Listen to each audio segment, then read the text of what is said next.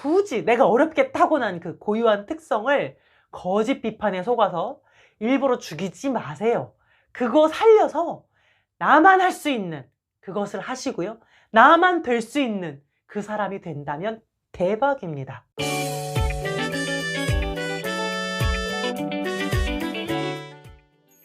여러분들 저한테 자기 수용이 너무 어렵다라고 말씀하시는 분들이 많은데요.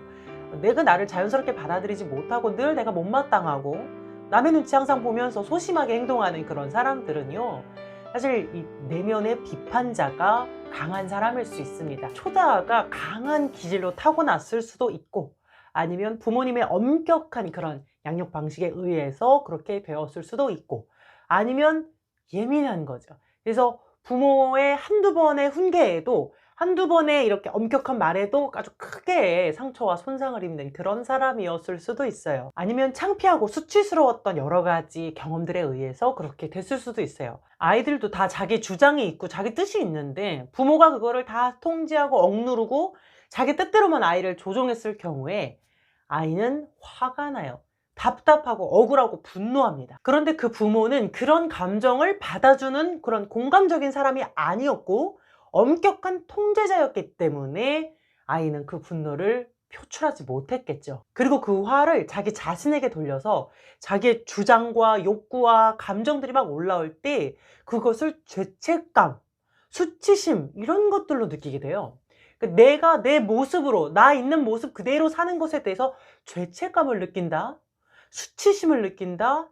아, 이게 얼마나 끔찍한 일이에요. 이건 꼭 부모가 막 무섭고 엄격한 게 아니어도 아이가 심성이 막 너무 착하거나 이러면은 내 부모를 실망시키거나 힘들게 하는 게 너무 두렵기 때문에 부모의 기대에 맞추고자 이제 이렇게 되는 경우도 있거든요. 그러니까 원인이야 어쨌든 내가 내 모습이 아닌 부모가 원하는, 선생님이 원하는, 친구가 원하는 나로만 살아야 했다면 이 아이는 성인이 돼서도 나의 개성, 나의 특성 이런 것들을 다 억누르고요. 계속 어떤 내가 생각하는 이상적인 모습, 누군가가 원하는 모습으로만 살아가게 됩니다. 부모님의 가치관과 인간상이 내 안에 내면의 비판자로 자리를 잡아서 계속 나를 못마땅하게 보고 계속 비난하고 처벌하려고 하는 거죠. 즉 어렸을 때 부모님의 잔소리와 통제가 커서도 계속 나를 비판하고 조종하고 있다는 거예요. 이런 삶은 어때요? 일단 자유가 없어요. 그리고 자기 수용이 없어요. 늘 채찍질, 늘 부족해, 늘 노력해야 돼. 그러면 쉬어도 쉬는 게 아니고요. 즐겨도 즐기는 게 아니고 나에 대한 만족감과 편안함이 없이 그냥 평생을 어딘가에 쫓기면서 어떤 이룰 수 없는 목표를 향해서 노력해야 하고요. 남의 입맛에 맞추면서 살아가야 된다는 말입니다. 아유, 피곤해. 너무 피곤해. 항상 자신에게 실망하고 오직 결함과 실수만 눈에 들어오고 장점은 못 받아들이고 비판의 소리만 일리가 있고 믿음이 가요. 옆에서 아무리 괜찮다고 아니라고 해도 내가 부족하고 내가 잘못했다는 그 믿음은 사라지지가 않아요. 이처럼 내면의 비판자의 힘은 아주 강력합니다. 이 비판자에게 비난과 처벌을 받지 않기 위해서 엄청 치열하게 열심히 살고요. 실수는 너무너무 두려워해요.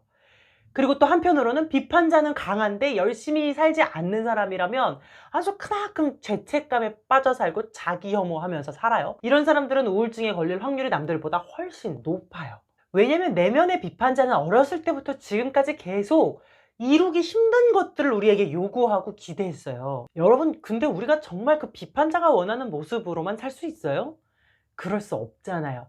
그러니까 항상 자책하고 후회하면서 나는 못났어, 나는 못마땅해 이러면서 살아가게 되죠. 그럴수록 우리 안에 수치심과 죄책감은 커져만 갑니다. 그럼 이거 고치려면 어떻게 해야 돼요? 일단 내면의 비판자가 있다는 걸 인식하세요. 그 녀석의 소리를 들어보세요. 대체 무슨 말을 하는가?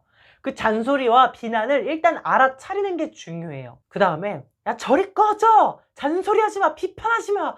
막 이렇게 강제로 비판자를 막 억압하고 밀어내지 마시고요. 억지로 멈추려고 하지 마시고요. 그냥 그것도 어쩔 수 없이 생겨난 나야, 내 역사가 내 경험이 만들어낸 나의 한 부분이야 라고 생각하고 그냥 두세요. 너 계속 떠들어. 계속 말해봐 하고 그냥 신경 쓰지 말고 떠들게 두세요. 그냥 떠들게 두는데 중요한 건 뭐냐면요. 그 내면의 비판자가 요구하는 것을 실제로 따르지는 마세요. 물론 자기 성찰은 해야 돼요. 고칠 건 고쳐야지. 근데 나를 성찰하고 성장시킬 때 비난 따위는 필요 없어요. 죄책감 따위는 필요 없어요. 야, 너 이것밖에 못해? 이러면서 행동을 수정시키는 거랑, 야, 이번에는 이런 점이 부족했구나. 다음에는 이렇게 한번 해보자. 이거랑은 완전 다른 거죠. 전자는 비난이고 후자는 성찰이잖아요. 전자는 나를 죽이면서 강제로 막 밀어붙이는 거고, 후자는 고유한 나를 살리면서 자연스럽게 발전시키는 거죠. 누구의 발전이 더 오래 가겠어요? 누가 진짜로 성장하는 거겠어요? 자, 이제 내 안에 있는 비판자의 존재를 알았다면 이렇게 한번 해봅시다. 여러분이 이상적으로 생각하는 모습을 한번 쭉 적어보세요. 그리고 내가 고치고 싶은 내 모습, 별로 안 좋아하는 모습도 한번 쭉 적어보세요. 그 다음에 감정을 한번 느껴봅시다. 내가 적은 이 이상적인 모습이 되지 않고 이쪽에 적은 내가 별로 안 좋아하는 모습으로만 내가 살아가게 된다면 내 마음은 어떨 것 같은지 한번 감정적으로 느껴보고 생각해 봅시다. 그때 느껴지는 감정이 죄책감, 수치심, 부끄러운 마음, 한심하고 창피한 마음, 좌절과 불안을 느끼는 마음이라면 왜 그런 마음이 생기는지 한번 생각해 보세요. 예를 들어서 내가 싫어하는 성격, 나대는 성격 이렇게 썼어요. 그리고 내가 이상적으로 내가 좋다고 생각하는 모습은 좀 조용하고 차분한 사람이야. 그러면 왜 그런 마음을 갖게 됐을까? 내가 나대고 내가 적극적이면 그게 왜 창피하고 왜 죄책감이 드는가? 왜 눈치가 보이는가?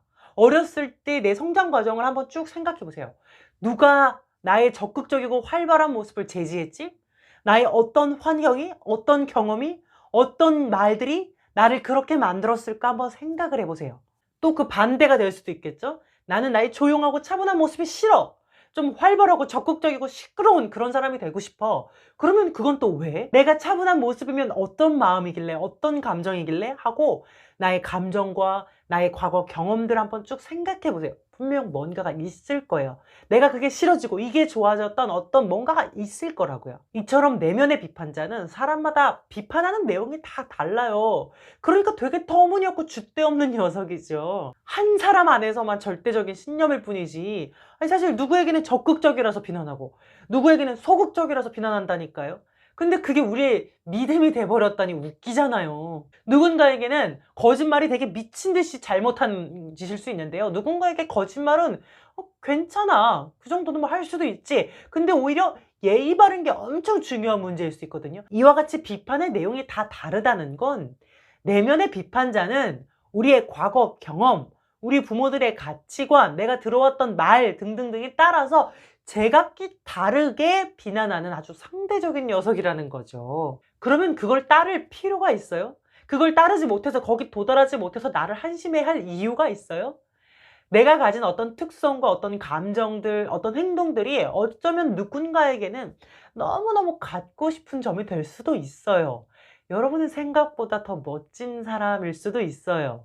제가 상담 받을 때 그 상담사 선생님이 저보고 학교에서 수업 시간에 어떠냐고 물으시길래 전 제가 혼자서 너무 대답도 많이 하는 것 같고 말이 많아서 싫어요. 항상 자제해야지, 자제해야지 하는데 조절이 잘 안 되면 그날은 제가 되게 후회가 돼요. 그랬더니 그 선생님이 황당해 하시더라고요. 아니, 누군가는 그런 점을 일부러 개발시키려고 그러는데 그게 싫다고요? 그게 왜 싫을까요? 누가 선생님의 그런 점들을 제재한 적이 있었나요? 하고 물으시더라고요. 그러고서 생각해 보니까 제가 자라온 환경이 좀 보고도 안 본 척, 알아도 모르는 척, 조용히 조신하게 얌전히 그렇게 살아야 미덕인 환경이었더라고요. 그러니까 저는 적극적이고 열정적인 모습은 누군가에게 좀 불편감을 주고 질투심을 유발할 것 같은, 그래서 그냥 최대한 튀지 않아야 두루두루 조화롭게 지낼 수 있다라는 그런 내면의 비판자가 있었던 거죠. 근데 통찰을 통해서 이제는 나의 과거를 이해했잖아요. 그 비판자의 목소리는 사실은 진리가 아니야, 팩트가 아니야, 나의 환경이 나를 그렇게 억압했던 것 뿐이야 라는 걸 알게 됐어요. 그랬더니 내가 가진 그 고유한 특성, 좀 튀고 말도 많고 목소리 크고 적극적이고 리더십 있는 모습이 더 이상 부끄러운 게 아니라 좋아 보이더라고요. 그래서 지금은 그냥 다시 나대요.